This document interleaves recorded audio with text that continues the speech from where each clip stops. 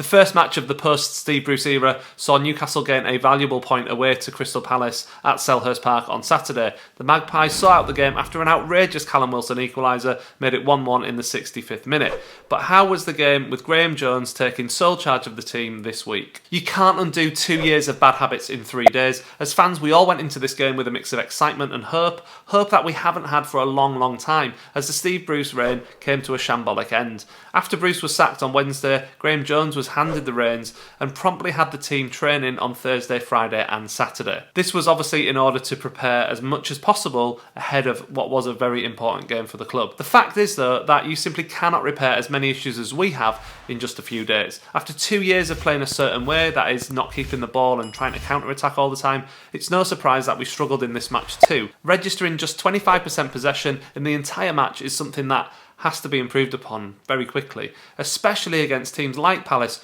who will be in the bottom half with us this season. It was clear to me that Jones had used the 3 days training sessions to drill the players in terms of defensive positioning, identifying that the main priority needed to be on tightening the defence won't win him any awards. After all, the defence before this week's fixtures kicked off was the leakiest in the league. It says a lot that we should be grateful that Jones was wise enough to spot this problem and actively try to fix it. In my opinion, we definitely held a better defensive line throughout the game, and there was a clear back five when we were not in possession, which was most of the time. Ritchie and Manquillo then attempted to push forwards whenever we did have a rare foray forwards. It wasn't perfect and there were individual mistakes. Clark, for instance, was extremely weak for Benteke's goal, but there was improvement, and at this point, that's the minimum that we can ask for. After the match, Jones acknowledged that he wanted to see us do more in an attacking sense going forwards, and I'm certain that as well as focusing on defensive positioning again this week, he's going to work on possession and that transition into attack. If he can somehow find a way to get these players more comfortable on the ball and linking up from defence to attack, then we'll be taking big strides forward. Which brings me to my next point.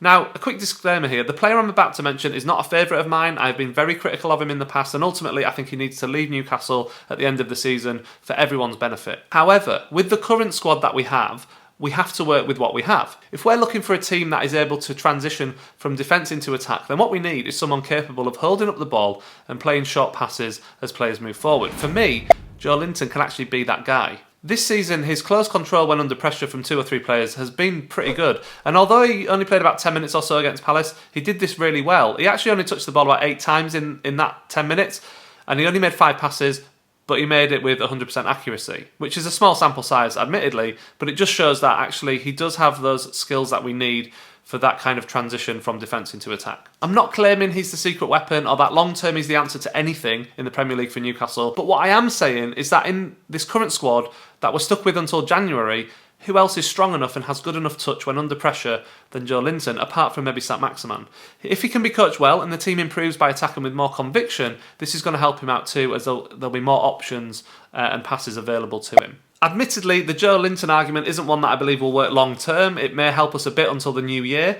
What this team is crying out for, in my opinion, is some better defenders, but more than anything, it needs a central midfielder who can control a match and break up play. Someone to do the dirty work in the centre of midfield, blocking, tackling, chasing the opponents down, but then having the touch to make good passes. A few people mentioned someone like Calvin Phillips at Leeds as the type of player we may attract. Now, I don't think Leeds would have any intention of letting him go mid-season, and I'm not sure he'd want to come to us at this point in time. However, in January, there may be a player in his mould, maybe not on his level, that would do a job for us. I think the club could do a lot worse than moving back in for Chowdhury, who's sitting doing nothing at Leicester at the moment. Better options than that may be out there too, and I'm certain that the new owners will have already made a plan regarding what positions need recruitment and are drawing up a list of players already. One area that also needs more depth is up front, because I honestly don't have a clue what Newcastle would do without Callum Wilson right now. The man is sheer class. He had very few chances yesterday, but was still able to get himself on the score sheet to earn his side a valuable point with an outrageous overhead kick. It was wonderful. Wilson's managed to score 4 goals this season, despite only playing 5 league games, which is phenomenal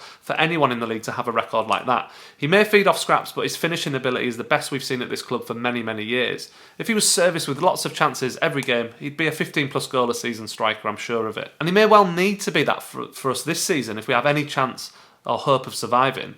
But that means we need to keep him fit and healthy, and as we know, he's prone to injuries. If we can get through to January with Wilson fit and intact, then that means we will have a chance in most matches that we play.